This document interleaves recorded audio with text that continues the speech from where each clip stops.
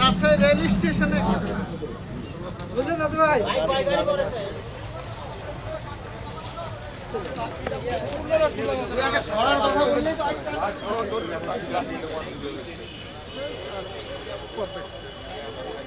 ছয় নম্বর প্ল্যাটফর্মে দাঁড়িয়েছিলাম, হঠাৎ করে দেখছি বাংলাবান্ধার এমটিজির একটি সেটি বের করে নেওয়া হচ্ছে। বাংলাবান্ধা এক্সপ্রেস যখন 5 নম্বর প্ল্যাটফর্মে ঢোকানো হয়েছিল সেই মুহূর্তে পরবর্তীতে আবার পিছনে পুশব্যাক করা হয়। একই সঙ্গে সঙ্গে ধূমকেতু এক্সপ্রেসেরও পুশব্যাক করা হয়।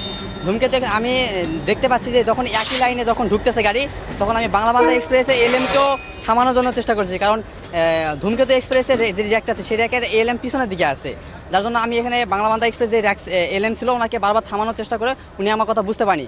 উনি আরও মানে একটু জোরে আসতেছিল, প্রায় ভালো স্পিডে ছিল। জোরে আস্তে আস্তে মানে থামতে বলতে বলতে দুজনে মুখোমুখি হয়ে বাংলাবান্ধা এক্সপ্রেসের ধাক্কা খেয়ে এই বগিটা পিছনে নেমে গেছে, আর বাংলাবান্ধার এক্সপ্রেসে কিছু এক ক্ষতিগ্রস্ত হয়েছে। ধূমকেতু দাঁড়িয়েছিল প্রথমে, মানে ধূমকেতু আগে এসে দাঁড়িয়েছিল, আর বাংলাবান্ধা আজকে অফডে থাকায় এমটি র্যাক ছিল ওয়াশপিটে।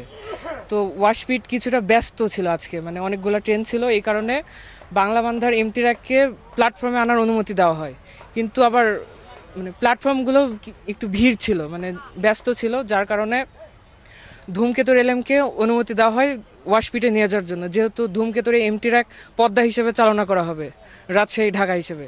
তো নিয়ে যাওয়ার সময় যেহেতু দুইটা একইভাবে শুরু হয়, আমরা প্রথমে স্টেশন থেকে দেখছিলাম যে দুইটা হয়তো দুই লাইনে চলে যাবে, কিন্তু প্রতিমধ্যে দেখি যে দুইটা একই সাথে সংঘর্ষ হয়। ওয়াশপিট থেকে প্ল্যাটফর্ম লাইনে ঢুকছিল, আর পদ্মার রেকটি ধূমকেতু রেখে এসে পদ্মার রেখা ওয়াশপিটে যাওয়ার জন্য প্রস্তুতি নিচ্ছিল।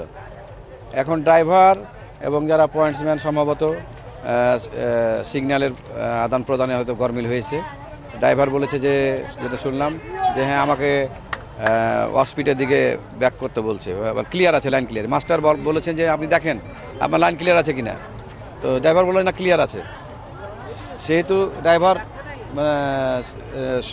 না বুঝে হয়তো গাড়ি টেনেছে, এই প্রেক্ষিতে সাইড কলিশন হয়েছে দুই গাড়ি, এবং একটা আমার পদ্মার একটা ট্রলি আউট হয়ে গেছে, নিচে পড়ে গেছে। আর বাংলাবান্ধার দেখতে পাচ্ছেন এখানে দুইটা কোচ কাটা পড়েছে, আবার সম্ভবত 3টা কোচ ড্যামেজ হতে পারে।